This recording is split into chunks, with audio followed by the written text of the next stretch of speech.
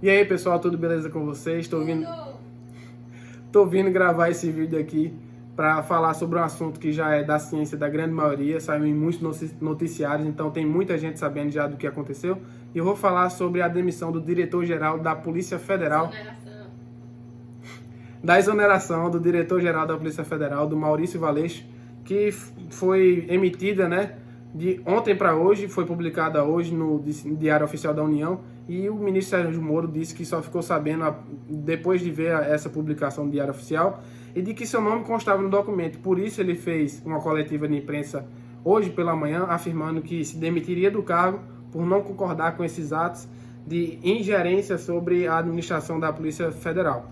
Então a gente pode observar aí que houve realmente muitas controvérsias sobre o tema, tem muita gente falando que Bolsonaro está cometendo crime de responsabilidade, enfim, e que estão agora querendo saber se ele sofrerá impeachment ou não por conta disso. Eu quero trazer essa análise jurídica aqui desses fatos que estão acontecendo, então desde já eu peço que vocês compartilhem para o máximo de pessoas possíveis, porque eu quero sempre tentar trazer essas informações de qualidade aqui para vocês. E também peço para que deixem nos comentários as opiniões, porque eu quero conversar com vocês e saber o que é que vocês estão pensando sobre tudo isso que está acontecendo. Então a gente vai aqui partir para análise e a gente deve primeiramente observar os fatos e também observar a legislação pertinente sobre o assunto, que no caso é a Constituição Federal e a Lei de Responsabilidade, a Lei de Crimes de Responsabilidade, que é a Lei 1079. Observando a Constituição Federal, a gente vai para o artigo 85, que trata, né, sobre os crimes de responsabilidade, que diz o seguinte: são crimes de responsabilidade os atos do presidente da República que atentarem contra a Constituição e especialmente contra. Eu vou somente para o artigo que muito provavelmente está sendo ferido, que a gente pode observar algum tipo de crime a partir desses atos do presidente da República, que é o artigo 5º, que é o artigo 5º, não, que é o inciso 5º, que trata sobre a probidade na administração. A partir daí a gente tem que começar a analisar o que é probidade na administração. A probidade na administração é o dever do funcionário público, ele servir ao público com honra, sem que ele aproveite de suas funções, sem que ele aproveite das suas facilidades, sem que ele se aproveite do seu cargo para se beneficiar ou beneficiar terceiros em virtude das suas competências, se assim eu posso dizer.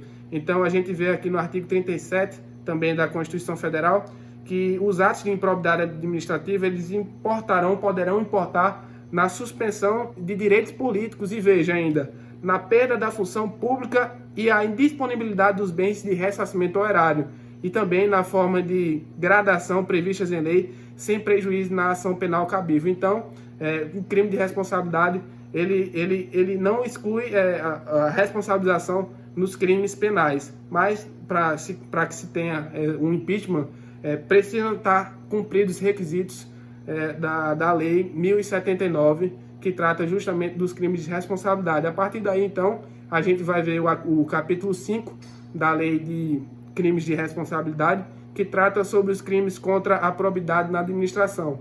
E a gente vai somente nos incisos que tratam de uma forma clara os fatos que aconteceram e que podem gerar um possível impeachment do presidente da República. Então a gente vai aqui para o artigo 9º, que diz o seguinte: são crimes de responsabilidade contra a probidade na administração. A gente vem aqui, inciso 4. Expedir ordens ou fazer requisição de forma contrária a disposições expressas na Constituição. No caso, a gente vê aí uma exoneração do diretor-geral da Polícia Federal, em que foi a mandado do presidente, sem que ao menos tivesse a ciência do ministro Sérgio Moro. Mas por quê? Por qual motivação? Existem rumores de que a Polícia Federal estaria investigando os filhos do presidente e que isso pode ter algum tipo de ligação com a exoneração desse diretor-geral, que agora é ex-diretor-geral, né? A gente vem para o inciso 5º, que tem também infringir no provimento dos cargos públicos as normas legais. O que é infringir? É determinar. Então, a gente pode ver que há realmente uma determinação desses cargos públicos contra essas normas legais, que no caso ele queria meio que orientar, inclusive colocou o nome do Sérgio Moro na exoneração e queria infringir nas investigações contra os seus próprios filhos, né? Então está sendo abertas diversas investigações para apurar se os fatos ditos nessa coletiva de imprensa pelo ex-ministro Sérgio Moro são realmente verdadeiros. E a partir daí a gente vai começar a ver o desenrolar dos fatos. Isso aqui é apenas uma análise do que se está acontecendo hoje, sem que haja uma apuração de nada, né? Mas a gente vem ainda para o inciso 6, veja como é grave. Usar de violência ou ameaça contra funcionário público. Veja, usar de ameaça contra funcionário público, no caso o Maurício Valeixo, inclusive como o presidente já disse que o Maurício Valeixo vinha dizendo que estava cansado e etc. tal, o ministro Sérgio Moro inclusive postou nas suas redes sociais que o Maurício Valeixo estava cansado de ser perseguido dentro do governo. Então a gente vê aí que existia, pode ser que exista, que tenha acontecido algumas ameaças por parte do presidente da República para o diretor-geral da Polícia Federal, porque inclusive o presidente da República queria ter alguém que ele tivesse o contato direto para saber o que é que estava acontecendo ali nas investigações, no desenrolar dos apuramentos da polícia sobre, enfim, sua família. Não sei, fica aí o questionamento e a reflexão. E a gente vê aqui também para o inciso 7º, que diz o seguinte: proceder de modo incompatível com a dignidade e honra, decoro do cargo. Então a gente pode observar que para você ser presidente da República, você tem que ter um procedimento, como posso falar de uma forma melhor aqui para vocês, uma postura digna e compatível com o cargo, e que a gente pode ver que pode se enquadrar, porque um presidente da República ele não pode estar interferindo em investigações, não pode sequer estar interferindo em poderes constitucionais da União. Então, sim, pode ser que o presidente da República esteja cometendo esses crimes de responsabilidade, e se qual é o nome do presidente da Câmara mesmo? Rodrigo Maia. Se o Rodrigo Maia ele aceitar o pedido de impeachment, já estão sendo elaborados diversos pedidos de impeachment, a probabilidade de que o presidente seja impeachmentado é muito grande, porque a gente já vê aí um presidente que está sem partido e que tem já minoria no Congresso Nacional, tem minoria no Senado Federal, em virtude não tem agora, ainda mais com a saída do ministro Sérgio Moro, caiu muito a sua popularidade dentro do apoio popular. Enfim, há uma probabilidade muito grande, em virtude desses crimes previstos no artigo 9º da Lei 1079, que eu convido a vocês a pesquisarem também. Isso sem prejuízo das ações penais cabíveis, né?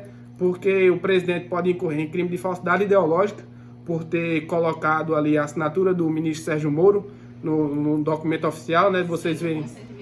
Exatamente, isso é um consentimento que vocês podem observar, inclusive, no artigo 299 do Código Penal. Convido vocês a lerem, tá?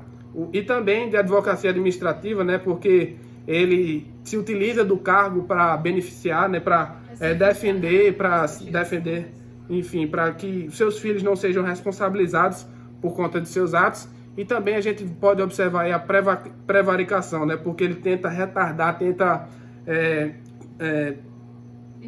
dificultar o andamento das investigações. Então, são acusações muito graves que merecem serem devidamente apuradas. E é essa análise. Deixem nos comentários a opinião e compartilhem esse vídeo aqui com o maior número de pessoas possíveis, para que a gente possa estar sempre compartilhando essas publicações de valor jurídico com que melhor material que se tem. Tá ok? Muito obrigado, um abraço para vocês, até mais.